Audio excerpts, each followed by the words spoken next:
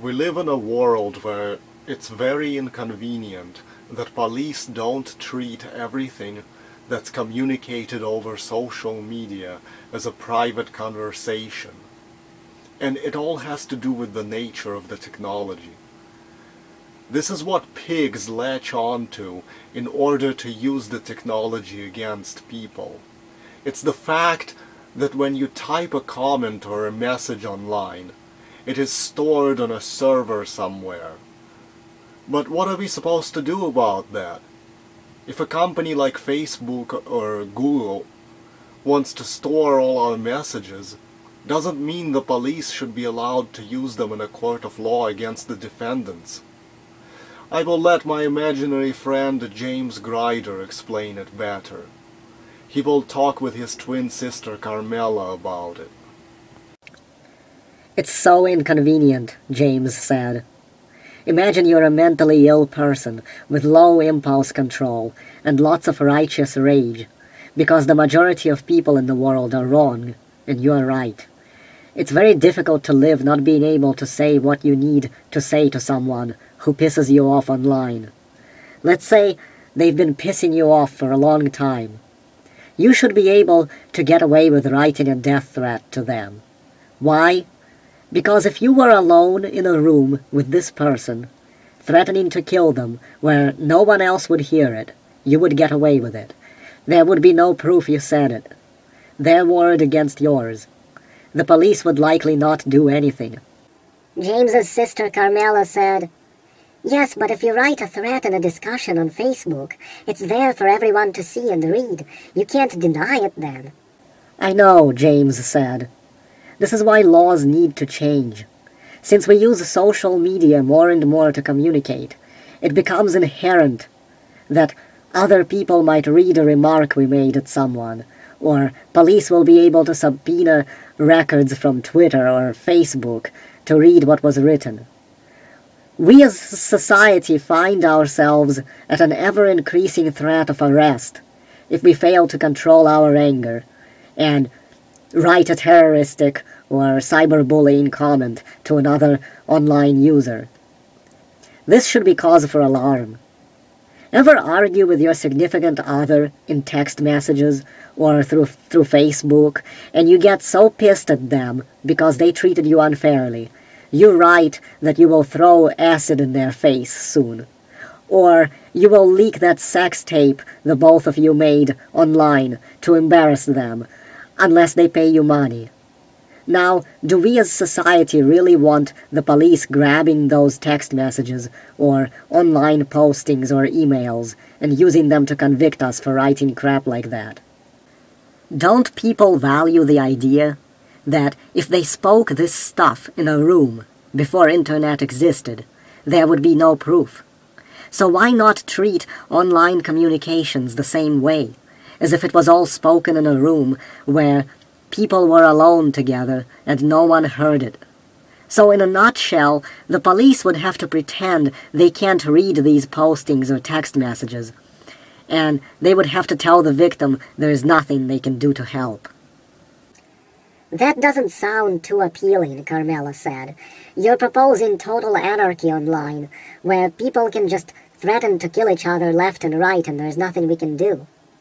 What you just said is proof how stupid and spoiled society is, James said. People have spent as long as human species existed with the risk that someone might make a terroristic threat against them with spoken words in private with no proof it was made. But if it's online, somehow it's different, just because digital technology is the new medium by which we communicate personally. Doesn't mean all of a sudden you should not be able to get away with things as you would in the analog age, just because digital technology creates a record of what happened. That's how you get an Orwellian society, and will be forced to walk an ever narrower line, where the police will win out more and more, while the people suffer by going to jail. "So what do you suppose should be done?" Carmela said. "People are kind of stupid and they don't see how, in the long run, your ideas would benefit them." First of all, every American online should start speaking openly, James said. Anyone you don't like, write terroristic threats against them. They can't arrest you all. This is how you will win back your ability to communicate the same way as you could, let's say, in the 18th century without getting caught. Better yet, every online posting or comment targeted at another user, like a text message or a private message on Facebook sent to another user, should have a check mark you get to select that marks it as private. When that check mark is selected, that message by law must be treated as if it was whispered into the recipient's ear by the sender and can never be heard again. Doesn't matter if it's a publicly posted reply at someone in a public comment thread like in a YouTube video or a personal message over Google+. Once it's marked as a private whisper, even if it's pulled from a server, the law cannot use it as evidence to prove guilt, only to prove innocence. Things like this can be used to prove innocence, but never to prove guilt.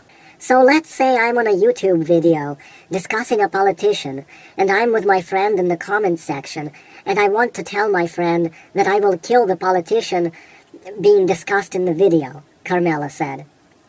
Even if it's publicly visible for all to read, if I check the message as a private whisper, the Secret Service will not be able to harass me for it then? Absolutely, James said. You would escape harassment by police and the Secret Service in such a case. Sometimes you can get a troll who upsets you. You want to scare the troll away by telling them that you will track them down and kill them. But since your only ability to communicate with this troll is through the internet, everything you write to the troll goes on record. That makes it not fair. If I was alone in a room with the troll, I could say what I need to say to him to scare him away. I should be able to have the same freedom online without him showing my comments to the cops and getting me arrested. That's bullshit. Just because something gets saved on a hard drive somewhere doesn't mean I should suddenly not be able to get away with saying something that I would otherwise, using my own voice in private. Why are we making ourselves slaves, not only to the police, but the digital technology? But people say we need to be civil to each other when discussing issues, Carmela said, whether online or not. No, James said. In certain matters there is no room for civility.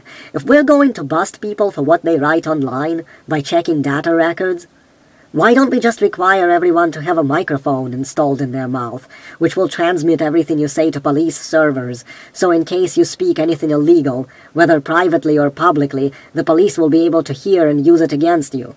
No, enough is enough. Like, I might not agree that pedophilia is bad, while everyone else disagrees. Should I make my demands to release all pedophiles with civility, without giving the demand any teeth, like a terroristic ultimatum as to what might happen if they're not all released from prisons?